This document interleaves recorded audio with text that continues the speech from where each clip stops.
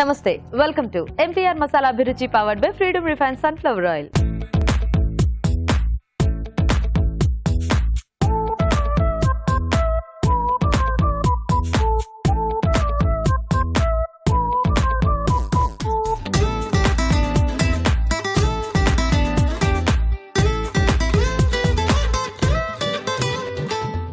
మధురం మమకారం సెగ్మెంట్ లో 2 టేస్టీ వెరైటీస్ చేయడానికి ఇద్దరు మదర్స్ రెడీ అండ్ పిల్లలిద్దరు కూడా రెడీగా ఉన్నారు. మరి వాళ్ళకంటే ముందు గుమగుమల్లో మన రాజుగారు చేయబోయే వెరైటీ ఏంటో చూసేద్దామా?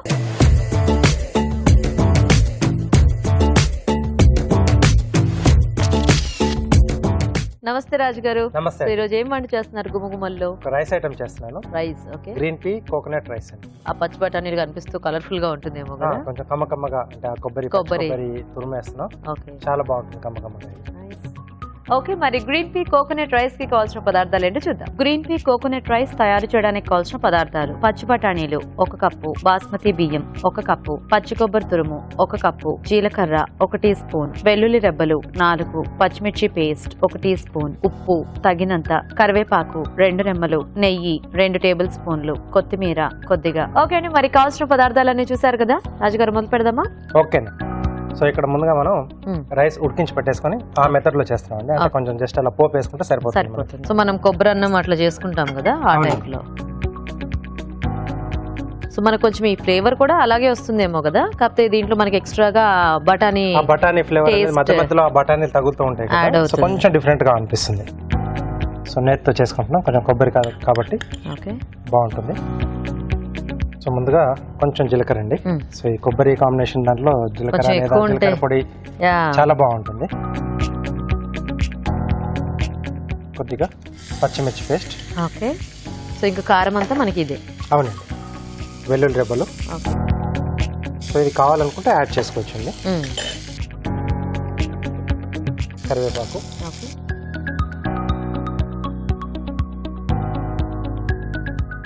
సో ఇది కొంచెం కొబ్బరి అన్న ఎప్పుడంటే కొంచెం వేడివేడిగా తింటే కొంచెం బాగా అనిపిస్తుంది. అవును.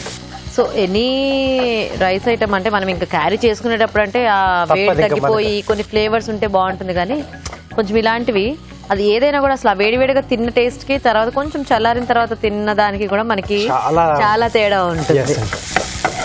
ఓకే, సో ఇది కొంచెం వేగిన తర్వాత ఓకే పచ్చి బఠానీలు. సో అందుకే ఎప్పుడు అంటుంటారేమో వేడి వేడిగా ఉన్నప్పుడే తినేయాలి, అంటే ఆరోగ్యంగా కూడా అది మంచిది. టేస్ట్ వైజ్ గా చూసుకున్నా కూడా మనకి బాగా తెలుస్తాయి. అన్ని దాంట్లో ఏమేమి యాడ్ చేసావు అన్ని టేస్ట్ తెలుస్తాయి. అప్పుడప్పుడు మనకు కూడా అనిపిస్తుంది, అంటే పొద్దున్నే ఏదైనా కర్రీ చేసుకున్నప్పుడు తినేస్తే మళ్ళీ సాయంత్రం తినే టైంకి ఇదేంటి పొద్దున్న ఒకలా ఉంది, ఇప్పుడు ఇంకోలా ఉంది అన్నట్టు. దాంట్లో ఏ మార్పు ఉండదు, బట్ ఏంటంటే అక్కడ వేడిగా ఉంటుంది, చల్లగా అయిపోతుంది. కొంచెం ఈ బఠానీలు వేగాలి.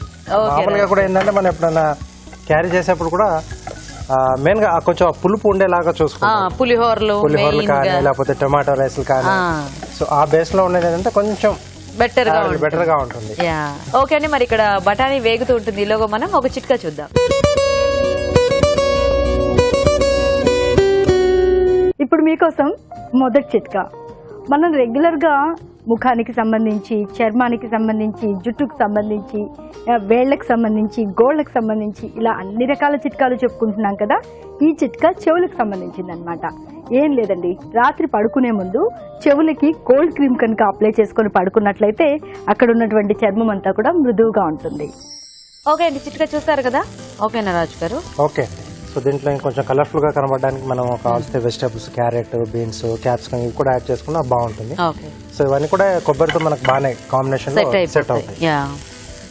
సో ఇప్పుడు సరిపడా ఉప్పు. ఓకే. సో అంటే చాలా మంది ఇట్లా కొబ్బరి అన్నం చేస్తూ ఉంటారు కదా రెగ్యులర్ గా, అంటే కొంచెం నాన్ వెజ్ లో కాంబినేషన్ లాగా, అంటే చికెన్ గానీ ఇలాంటివి ఏమైనా వండుకున్నప్పుడు కూడా ఈ కొబ్బరి అన్నం చేస్తూ ఉంటారు. సో ఎప్పుడైనా కొబ్బరి అన్నం అలా ప్లెయిన్ గా బదులు ఇలాంటివి ఏమైనా వెజిటబుల్స్ యాడ్ చేస్తే కొంచెం వీటి ఫ్లేవర్స్ యాడ్ అవుతాయి, డిఫరెంట్ గా ఉంటుంది. సో ట్రై చేస్తూ ఉండాలి. అవును. సో ఇలా అప్పుడప్పుడు చేస్తూ ఉంటేనే ఆ టేస్ట్ లో, అంటే కొన్ని సార్లు కొన్ని నచ్చుతాయి మనకి కాంబినేషన్స్, అవి చూసుకొని మనం అవి కొంచెం రెగ్యులర్ గా కూడా చేసుకోవాలి, యాడ్ చేసేయచ్చు. పచ్చి కొబ్బరి తురుము. ఓకే.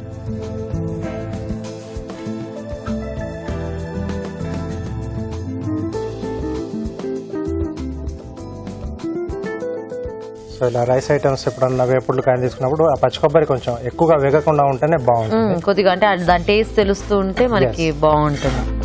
సో ఒకసారి బాగా కలిపేసి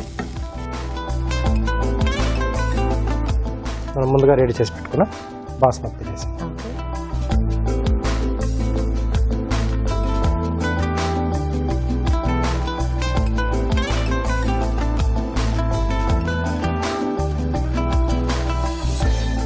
సో ఈ రైస్ కూడా వేసిన తర్వాత కొంచెం మగ్గితే మనకి ఆ కొబ్బరి తర్వాత ఆ వెల్లుల్లి ఇవన్నీ కూడా వేసుకున్నాం కదండి. సో ఆ రైస్ కూడా కొంచెం బాగా పట్టేస్తే తినేటప్పుడు ఆ టేస్ట్ అన్నీ కూడా రైస్తో పాటు తెలుస్తూ ఉంటాయి.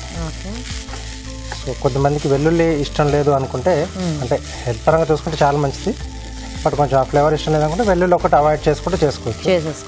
సో కాకపోతే అంటే నేను ఓన్లీ జీలకర్రతో చేశాను పోపు.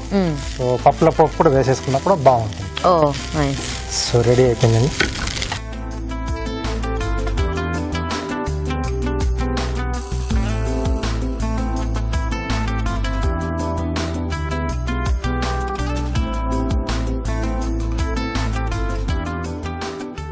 పైన కొద్దిగా కొత్తిమీర. Okay, green P coconut rice ready అండి. సూపర్. ఓకే అండి, మరి వేడివేడిగా green P coconut rice ready. Taste చూసే ముందు తయారీ విధానం ఇంకోసారి చూద్దాం. గ్రీన్ పీ కోకోనట్ రైస్ తయారు చేసే విధానం: ముందుగా బాస్మతి బియ్యం ఉడికించి అన్నం సిద్ధం చేసుకోవాలి. ఒక పాన్ లో నెయ్యి వేసి జీలకర్ర, పచ్చిమిర్చి పేస్ట్, వెల్లుల్లి రెబ్బలు, కరివేపాకు వేసి వేయించాలి. దీనిలో పచ్చి బఠానీలు వేసి వేగనివ్వాలి. తర్వాత ఉప్పు, పచ్చి కొబ్బరి తురుము, అన్నం వేసి కాస్త మగ్గనివ్వాలి. ఆపై కొత్తిమీరతో గార్నిష్ చేసి సర్వ్ చేసుకుంటే green P coconut rice ready.